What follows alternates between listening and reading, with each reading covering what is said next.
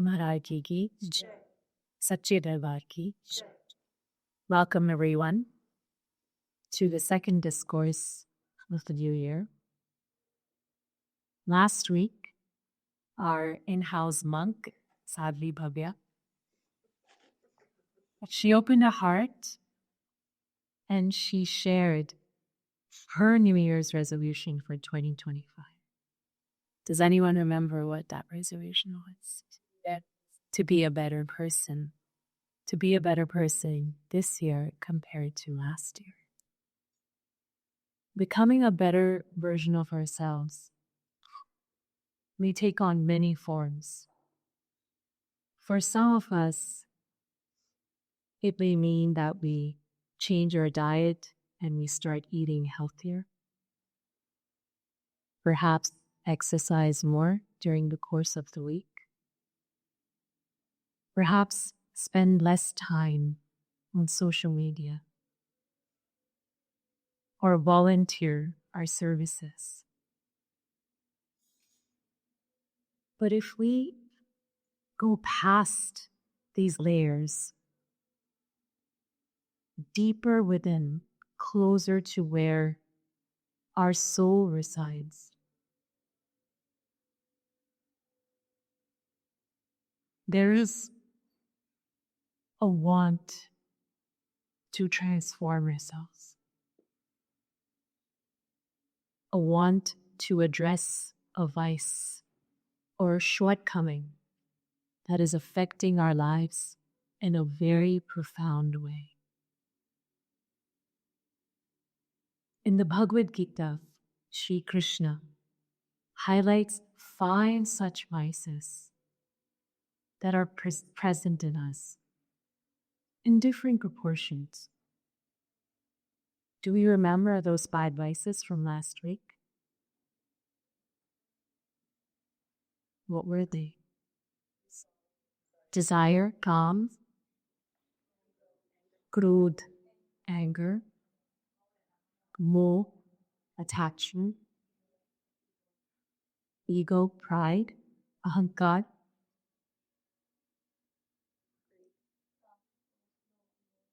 I think we've covered 5. So pride was lobh, and the 5th one was ahankar, which is ego. So last week, Sister Bhavya spoke about calm or desire. Today we will cover Krodh or anger. Krodh is a Sanskrit word for fury, wrath, indignation. And when we first hear the word Krodh or anger, we mostly attach a very unpleasant and negative meaning to it.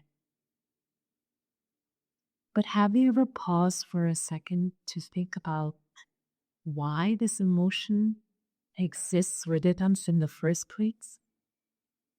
What is its purpose? Krodh or anger is deeply tied to the need to survive. Say you are a parent and you see someone approaching your child with the worst of intentions. Your anger at that moment will fuel you to jump into action. It will help you overcome hesitation and respond very quickly. So anger is meant, it's designed to protect us and our loved ones, to help us survive.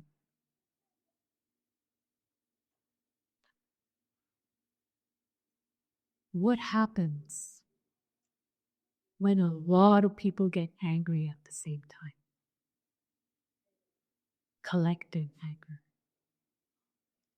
And if they're angry at the same thing, that anger when channelized appropriately, brings about movements that make history. In India in the 1940s, leaders like Sardar Patel and Mahatma Gandhi were able to mobilize the collective anger of all the people and take India all the way to its freedom from colonialism.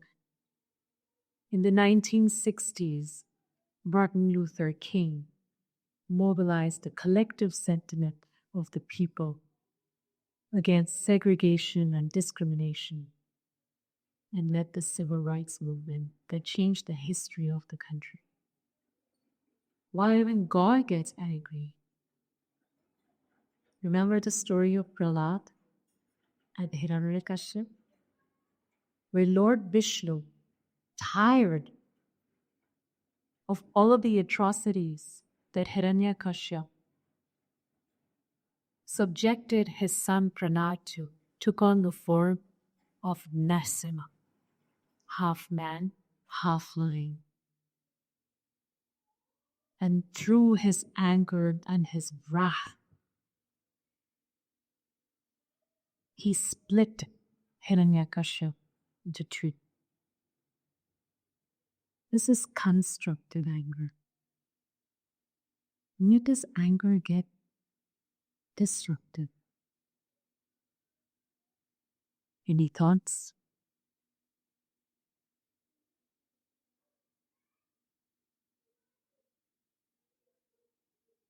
No one experiences anger? Yeah. Any ideas of when it gets destructive?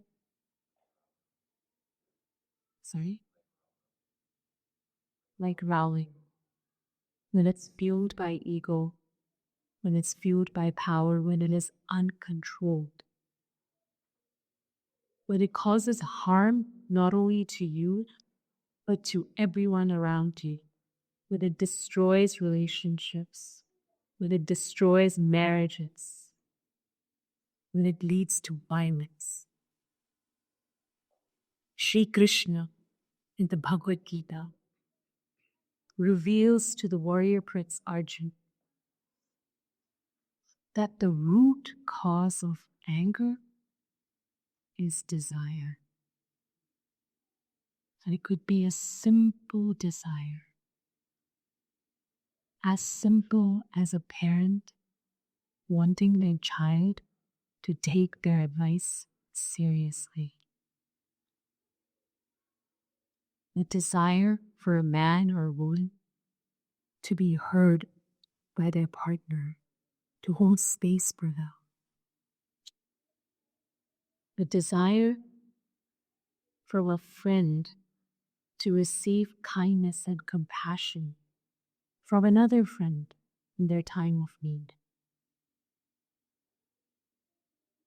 A desire to get out of a traffic jam as soon as possible and get home. A desire to be seen and to be heard and not get lost in the crowd. When these desires remain unfulfilled, anger surfaces. And Sri Krishna very beautifully describes the step-by-step process that it transforms the mind. Sri Krishna says, Krodha bhavati sammoha.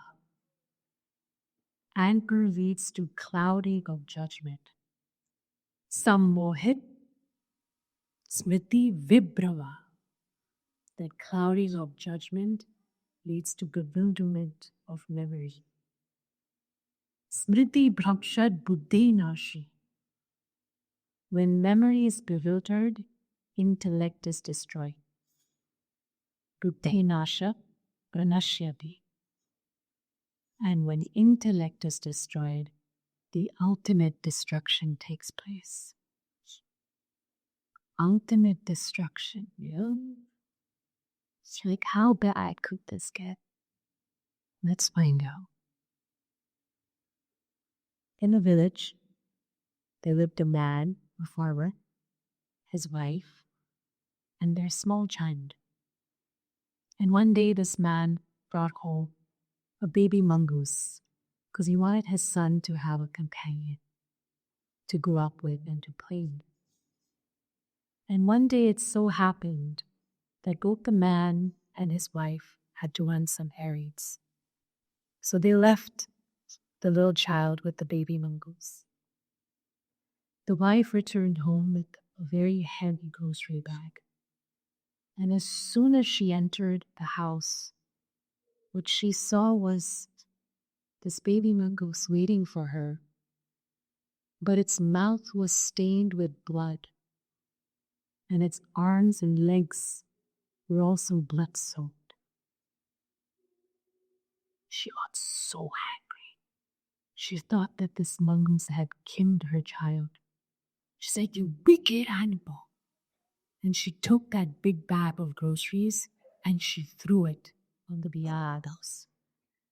She ran inside to her son's room to check on him, only to find that her son was sleeping very peacefully in his cot. But right next to the son, there was a bleeding snake that had died. She put two and two together. That baby mongoose that they had been taking care of for so many months had fought and killed that snake, prevented that snake from harming her child. When she realized what she had done, she ran back to the entrance of the house to check on the mongoose and to apologize to it. But that poor animal couldn't take the weight of the grocery bag that had fallen on it and had died on the spot.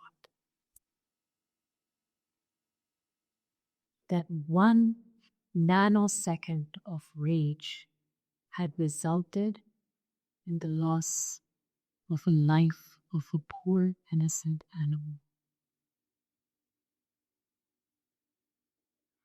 What is happening in our bodies when all this rage, this anger erupts? What is this process? There's a small part of our brain that's called the amygdala. It's the size of an almond, and it processes emotions.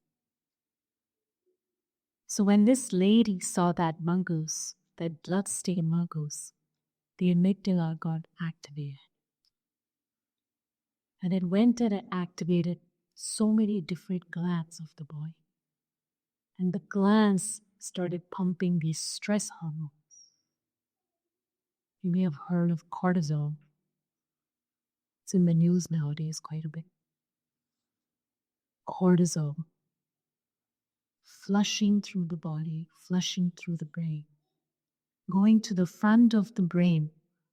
When Sri Krishna says, anger clouds judgment, this part of the brain is where we make our decisions from.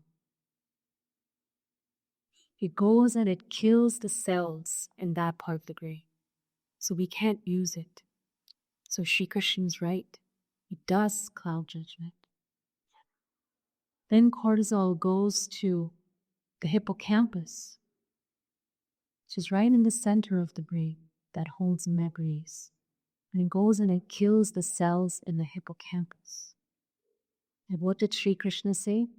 The clouding of judgment leads to bewilderment of memory. Very scientific process. So when people get angry sometimes, they say they couldn't remember what they said or they did. It's actually true.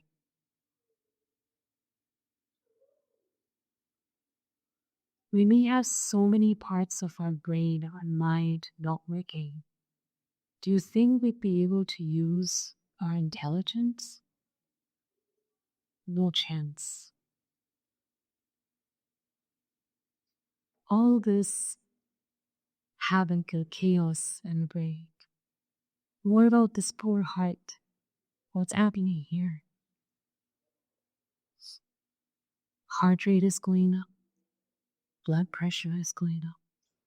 Body temperature is going up. The heart is struggling. And if this anger stays in the body for a long time in an uncontrolled way, we are twice as likely to get a heart attack and 3 times as likely to get a stroke.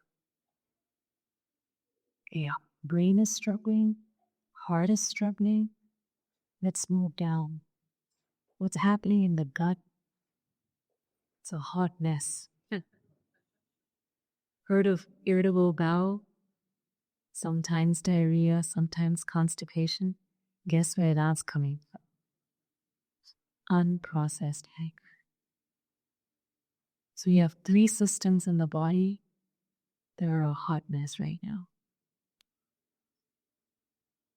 Sleep gets disturbed, and eventually our immune system gets compromised. And we keep falling sick, and we wonder why. Why are we falling sick all the time? These are just the physical effects, the physical and the mental effects. Spiritually, what is anger doing to us?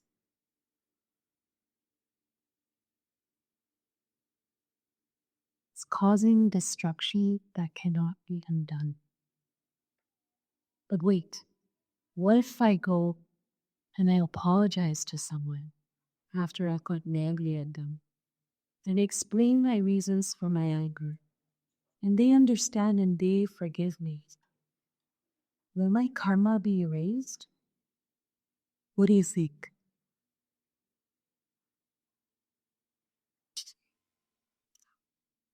Okay, let's have a look at this story. There was a little boy who used to get angry all the time. All the time. So his father gave him a bag of nails, and he said, every time you get angry, you're going to take a nail and you're going to hammer it in that fence. And on the first day, the boy hammered 37 nails through that fence. And then as the days went by, he started to realize, it's taking a lot of effort to hammer these nails. It's so much easier to control the anger. So he started to control his anger. And there were fewer and fewer nails that would be hammered into that fence. Till one day, he didn't have the need to hammer a single nail. And he went up to his father, his chest swelling with pride, and he said, look, Dad, I did it. So his father said, okay, well now on to round 2. Every time you manage to control your anger, you're going to pull a nail out from that. So the little boy got excited. He's like, yeah, this is fine. Let's do this. So every time he got angry, he would go to the fence and he would pull a nail out. Till the day came where the fence didn't have a single nail through it. And he went to his father and he said, look, I did it. I did it with this. Managed to control my anger. I feel so calm. I feel so good. And the fence is all clear. And his father said, really? So he grabbed his hand and he took him to the fence and he said, look, son, I'm very proud of you. But have a look at the state of the fence. Do you see the holes through that fence? Son said, yeah. He said, every time you get angry at someone, it creates a scar in them, just like the holes in the fence. If you take a knife and you put it through someone, and then you pull it out, and you say, I'm sorry. I'm really sorry for doing this to you. I'm so sorry for doing this to you. The person may forgive you, but the wound will still be there. So no, Forgiveness does not erase that scar permanently. Physically, anger is destroying us. Mentally, it's making our mental health poor. Emotionally, straining relationships. Spiritually, hotness. If any of this has resonated with any of us sitting here today, there is a 3-step Samyushi to addressing anger. The first step, acknowledgement. There was a devotee who went to Marchi with us out of sheer frustration. He said, Marchi, you really have to help. There's this other devotee. We get paired to do seva together. And he just brings out the worst in me. He has this knack of bringing out the worst in me. He gets me all angry and riled up. And then I say all these hurtful things. And I don't want to be paired with this guy for seva. So Margie looked at him and he smiled. And he said, how can he bring out something in you that doesn't exist within you already? Anger resides in you, in your heart. So you need to work on addressing that. And sometimes we meet people and they'll say they're just mad all the time. What are you so angry about? You say, oh, I'm angry at my family for my childhood experiences. I'm angry at my friends because they can't hold space for me. I'm angry at my siblings because they don't understand me. Okay, what's the next level? You'll notice we'll go to the next level of authority. I'm angry at the government. I'm angry at Trudeau. I'm angry at Trump. I am angry at Trudeau. Talk about that, right? I'm angry at the cops and angry at my boss. Can't see all the work, the overtime I'm putting in. No appreciation, no validation. And then finally, I'm really, really mad at God. He's put me in such a difficult position. And then finally, after looking externally, they're able to conclude that they're actually really angry at the world that they have created around themselves. They're angry at themselves. And when that realization kicks in from within, then they move to step number 2.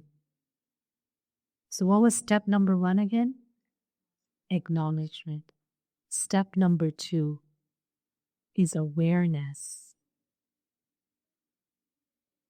The most beautiful part of practicing bronchi, when you're sitting and you're strengthening this awakened third eye, is you have an opportunity to bend time. Yes. You as a devotee is able to bend time to the extent that you notice that it has really, really slowed down. And you feel every single emotion so profoundly within your body. So you feel your heart rate go up. You say something's not right. You feel your blood pressure go up, even before the blood pressure machine can tell you. You feel your body temperature go up. And then there's this nanosecond that feels like a whole minute between you feeling all these emotions, these physiological changes in your body, and the verbal diarrhea that follows from your mouth. And after the situation, when you sit in meditation and you focus on the light within, you get the most unbiased view of what exactly happened. You identify your trigger, the other person's trigger, and the root cause of both these triggers. And that's when you have the opportunity to plant that seed for healing.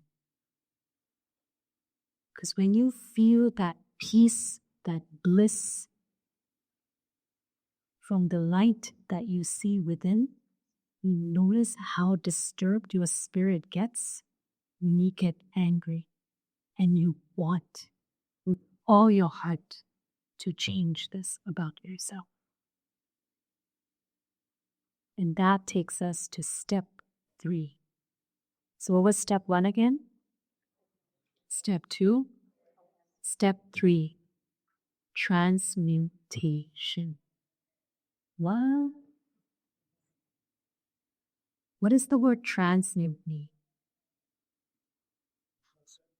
Transcend is close. Transform, thank you. So the word transmute was used by chemists, alchemists in the olden days when they would, with all kinds of chemical reactions, try to purify a metal or change the properties of that metal. So we are going to learn how to alchemize anger. Because what happens when you suppress it? What happens when you're suppressing anger from your childhood? Suppress. Depression. Nullness. Heaviness. What happens when you express it? Release. But what about expressing it not constructively, destructively? You release it, but then what happens? What's happening to the body? We discussed all those changes. It's creating bad karma for ourselves and for everyone around us. So we're going to learn today how to transmute anger, transform it. And there are 3 ways that we can transmute anger.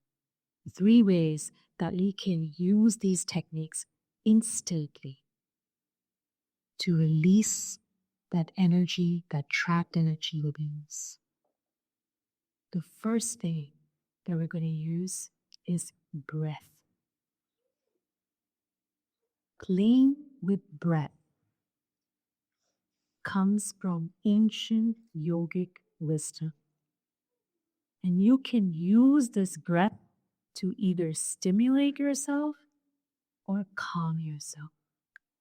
Because breath is that bridge between the mind and the body. So right now, Sabiji is going to take us through a breath technique to calm the nervous system.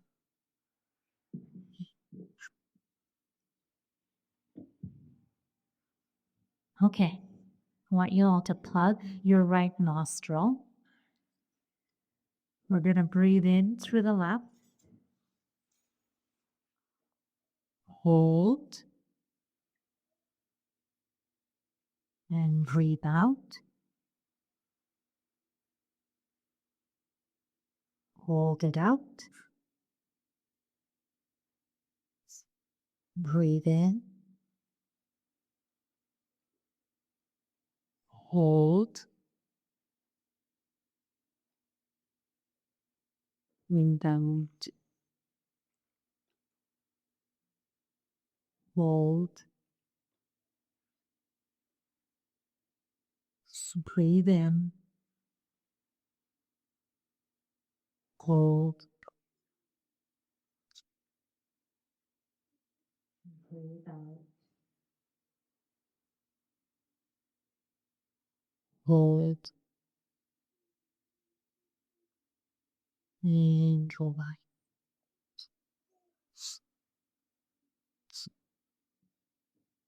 Sadhguruji, I have a question.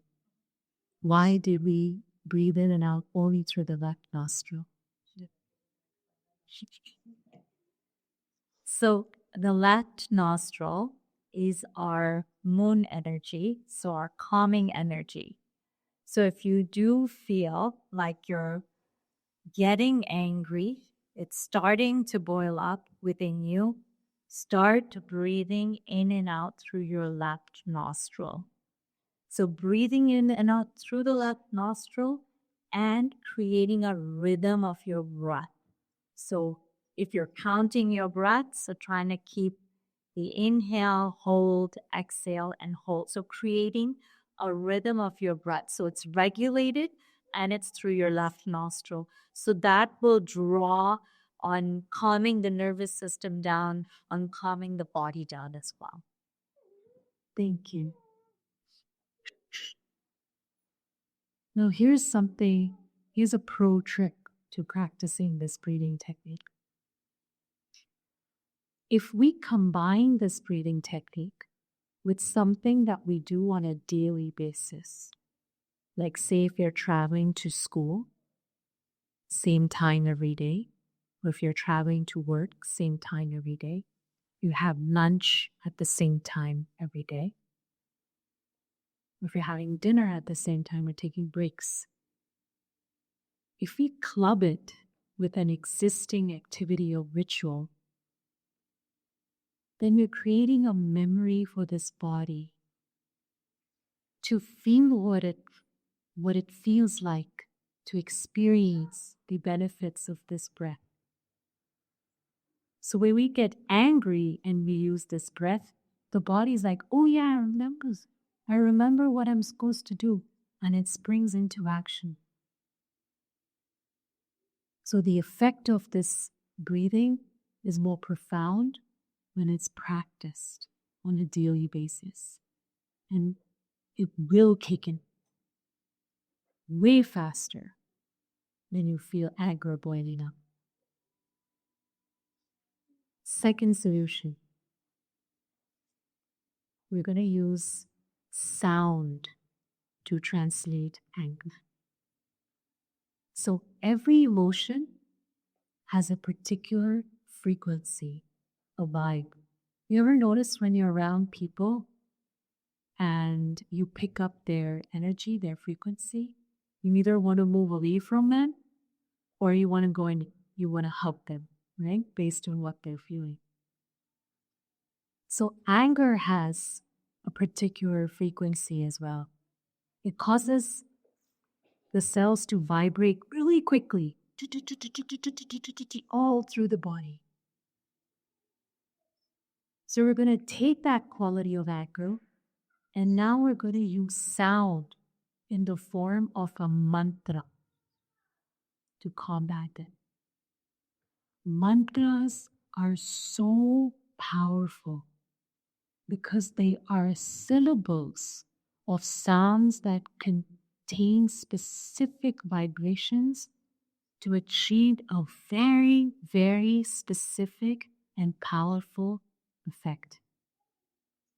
So Sabuji will take us through a mantra right now.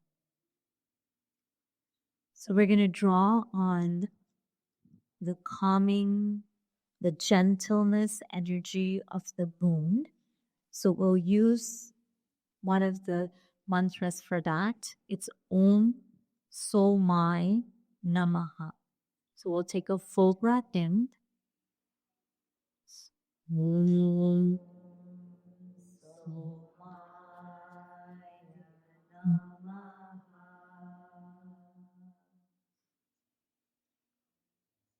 And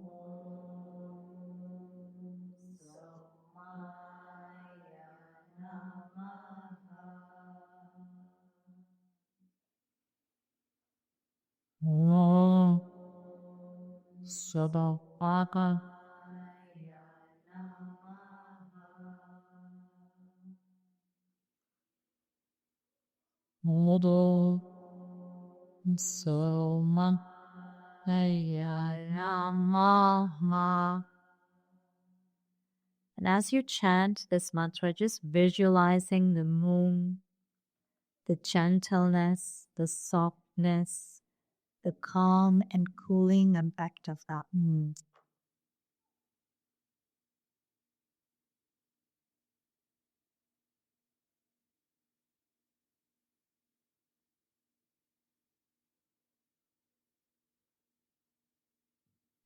Relax.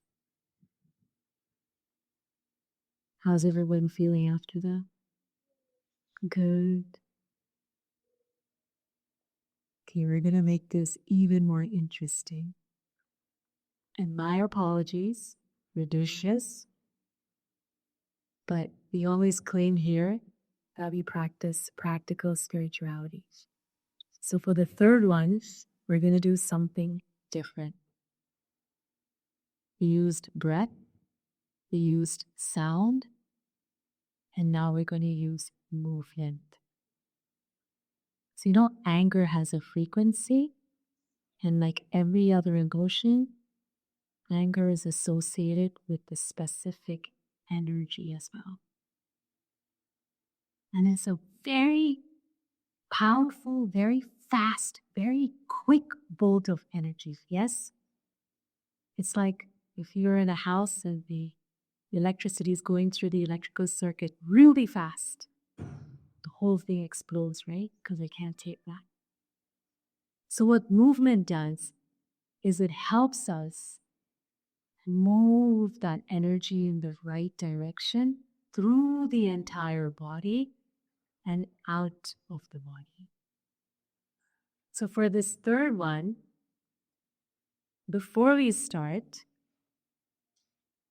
think of a situation in the last week where someone really pissed you off. And someone really riled you up. And you either didn't say anything, you bottled up that anger, or stuff came out, but it didn't come out completely. Yeah? Everyone's thought of at least one situation, either with a parent, or with a partner, or with a friend, or with a boss, or with a sibling. Okay? And Sabi Baba is going to take us through the movement part now. Let's do it, guys. Stand up, guys.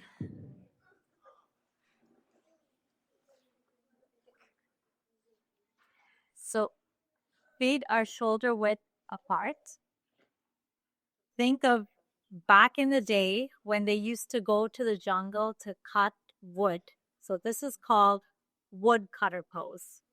So you're going to grab onto your axe, gentle bend in your knees. As we breathe in, we're going to take the axe up. And as we exhale, we're going to cut this wood stump in front of us with a loud hop. Okay? You can watch me first if you want and then join in. So we're going to breathe in.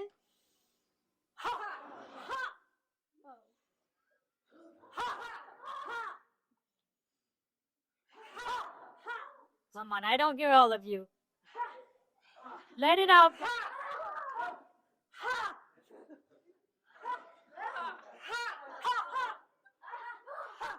Okay, one last one. Give it all you got.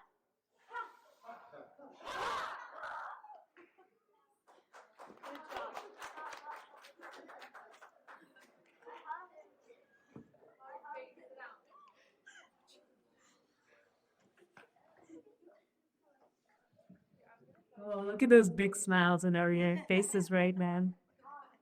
Yeah, imagine if you already smile like that, one. The release, right? You're feeling a release, the endorphins rushing to the head and making you feel good. And imagine going to a ruin, doing that and coming out, and the person who pissed you off, they're looking at you and you're like, why? What's wrong? Why are you laughing? And then that just leads to incident number 2, because now they're pissed at more doll piece. So, but that's for another satsang. So to recap,